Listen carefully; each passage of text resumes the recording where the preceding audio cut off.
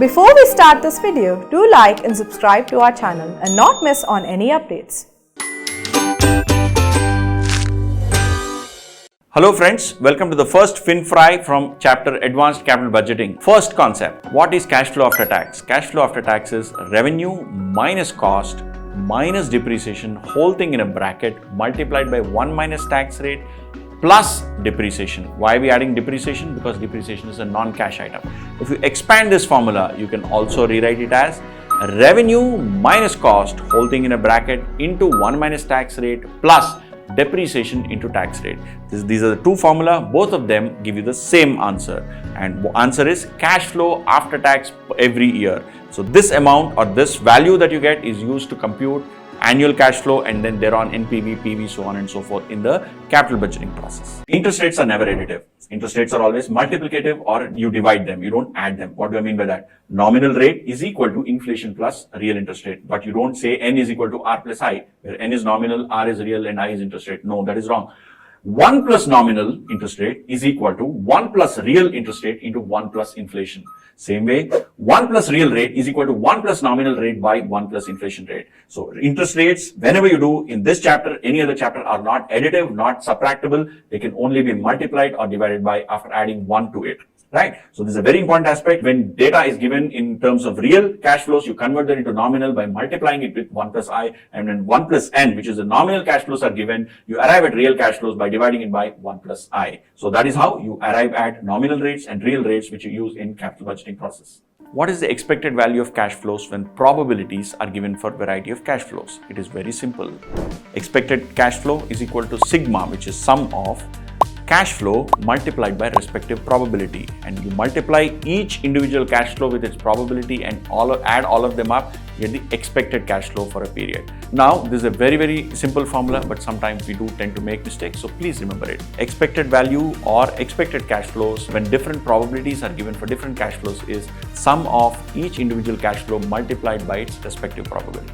When you have cash flows which have different probabilities, or when you have for a single year a series of cash flows which are probably each one with a different probability, how do you find out the variance of such cash flows, or how do you find the standard deviation of the cash flows? So variance is sigma, which is sigma symbol, and in bracket x minus x bar square into pi. What is x bar? X bar is the expected value. So first we have to find out the expected value. What is expected value? Look at the previous reel where I explained expected value or mean cash flow is summation of each individual cash flow multiplied by its respective probability. So here that is x bar. So what you do in order to find out variance is sum of each individual cash flow minus the expected value, whole thing square multiplied by probability. And when you do a summation of all of this, you are going to get the variance. Variance is sigma square. And what is standard deviation? Square root of variance, which is sigma. So it is very simple. Variance is sigma, which is different sigma, which is summation sigma of x minus x bar, where x bar is the expected cash flow, whole square into pi, which is probability of each of the cash flows. What is coefficient of variation? Coefficient of variation measures for each unit of cash flow what is the risk that you're taking. So for 1 unit, what is the risk you're taking? So the formula is standard deviation divided by expected cash flow. So if let's say the standard deviation of a series of cash flows is 10, and the expected cash flow, which is basically multiplication of the probability with the cash flows, let us say is 20. So what you do is 10 by 20. Denominator is the expected cash flow and numerator is the standard deviation. So what you get answer as 10 by 20 is 0.5. So for every unit of cash flow, you are taking 0.5 units of risk. So coefficient of variation is standard deviation by expected cash flow. What is Hiller's method? Hiller's method basically gives you a formula for arriving the standard deviation above the expected distribution, probability distribution. So what you're basically doing is you are trying to find out for a specific set of data that is given where each year there are cash flows and cash flows have probabilities, and each year you will have an expected cash flow. For all of these put together, what is the standard deviation about the expected cash flow? So for the entire distribution, how will you arrive at a standard deviation? And the answer is very simple. Once you compute the standard deviation for each year, then you divide that each year's standard deviation also by the present value in the formula I will explain to you, and then square it, and then sum it, and then again go square root. The formula is under root of standard deviation 1 whole square divided by 1 plus I, which is the interest rate for the discounting rate, 1 plus I whole square, plus standard deviation 2 square divided by 1 plus I power 4. 1 plus I power 4. Then plus standard deviation of period 3 whole square divided by 1 plus I whole power 6.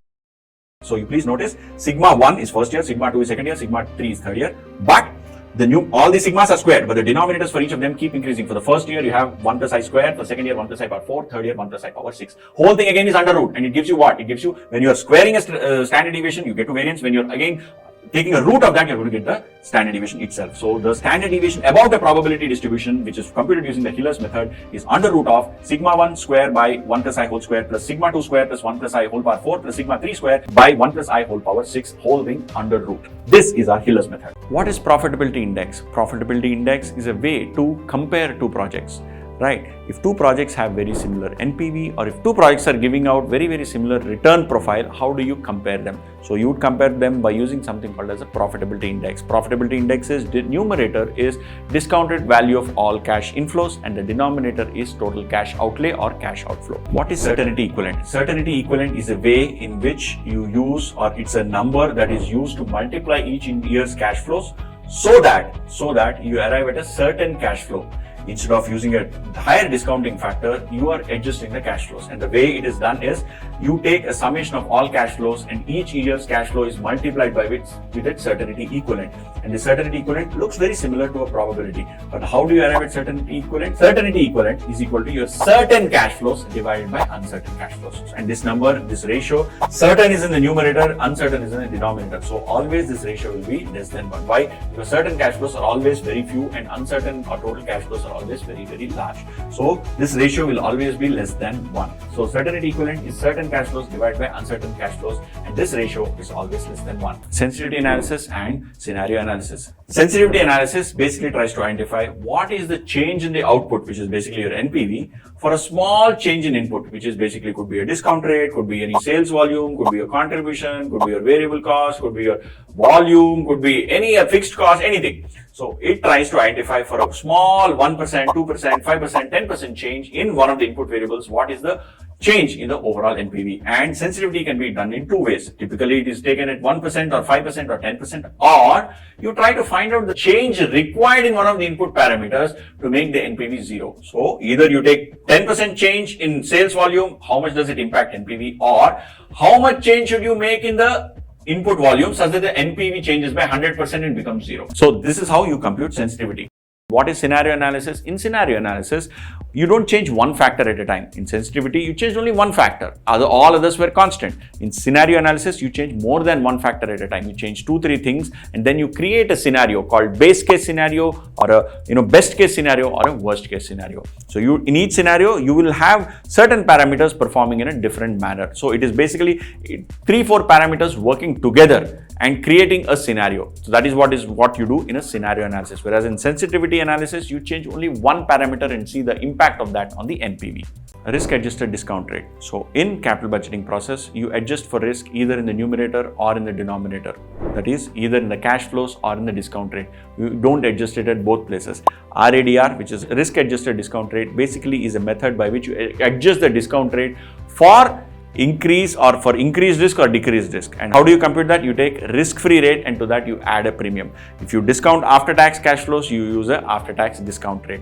And the risk premium can be normally given as a single number or a single additive number, or it can be a function like CAPM where you do risk-free rate plus beta into market risk premium. So you can have a function that can be given to you, or it can be a simple absolute number or percentage that can be added to your existing risk-free rate. What is Monte Carlo simulation? Monte Carlo simulation is a very simple simulation activity in which first you figure out what are the parameters, input parameters which are in the control of the decision maker, and exogenous factors. Exogenous factors means those that are not in the control of the decision maker with respect to a project. So sales volume or some kind of debt equity mix may be in control. The sales price or the discount rate. So these kind of things may not be in the control of the decision maker. So you identify these two parameters, one exogenous which are not in control, and endogenous. Endogenous means which are in control, which are also called as input parameters. And for both of them, you create a capital budgeting model or a series of cash flows. And for these exogenous, which is basically your not in control variables, you take them and you have a probability distribution attached to it. So you have a probability distribution attached to each of those variables, and these probabilities are stochastic in nature. Stochastic means they can be anything, they can be random. So to this probability distribution, you select one particular value of this exogenous variable by choosing a number at random. So you have a random number generator, you take a number, based on that number, whatever number comes out, you go and plot it in this probability distribution, figure out what is the probability. This random number is equal to probability value. So you take that as a probability value. What is the value of cash flow, or what is the value of the variable, exogenous variable, which is pertaining or which is parallel to that particular probability? You identify that, and using that number, you compute the cash flow. You compute the NPV. Now, this exercise of choosing multiple random numbers and plotting them against the probability and then looking it up against what value of input parameter, exogenous input parameters it refers to, and then recomputing this NPV, you repeat these steps multiple times, hundreds of times, thousands of times.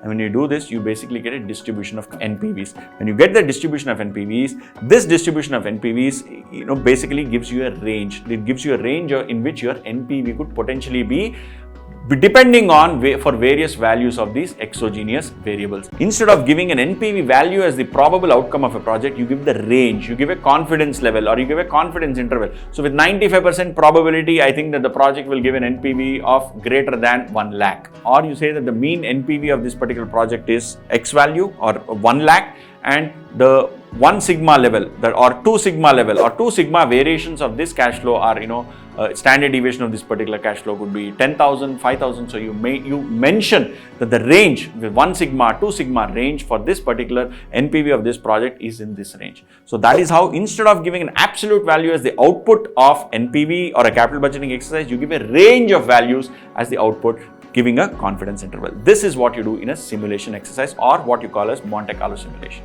Decision tree analysis.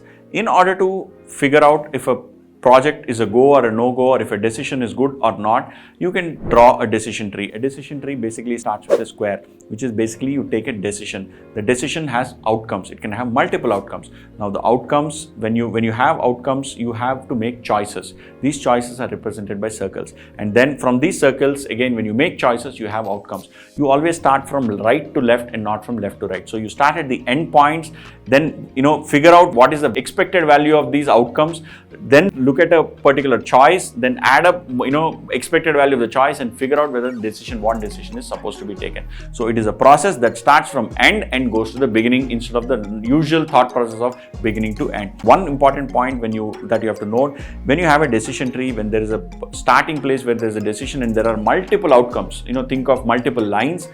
When you are looking at trying to figure out all these multiple outcomes values, for each path, there is a probability. Always compute the entire probability for each path. Complete the entire probability, multiply that particular value of cash flow of the stream of this particular path with that particular probability, and then add all of them up to arrive at the expected value of all the paths put together. That is the process you have to adopt when you do a decision tree analysis. Replacement decision. When you do a replacement decision, when you're comparing a new machine versus an old machine, whether you have to go with the new machine or whether you retain the old machine, the way to look about it is it's a 5-step process. The first step, you basically compute the book value of the old machine minus the market value of the old machine multiplied by the tax rate. This gives you, if the book value is higher than the market value, basically there is a loss. On that particular loss, you'll have a tax saving. However, if the book value is lower than the market value, there is a gain. On that gain, you have to pay tax. So there is a tax payment. Then you compute the cash outflow. What is the cash outflow, initial cash outflow?